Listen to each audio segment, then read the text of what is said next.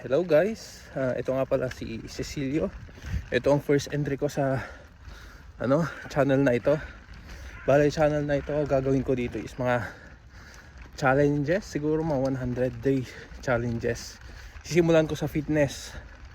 So, yung mga data ko siguro ilalagay ko lang sa susunod na video. Bale, gagawin ko to para i-document lang yung progress ko, tsaka accountability na rin sa sarili ko. Yun, kasi ilang beses ko na sinimulan to, pero wala, laging puro simula. Yun lang naman. So sana sa tagal may ma-inspire rin ako sa mga videos na gagawin ko. So sisimulan ko, sabi ko nga, sa fitness muna.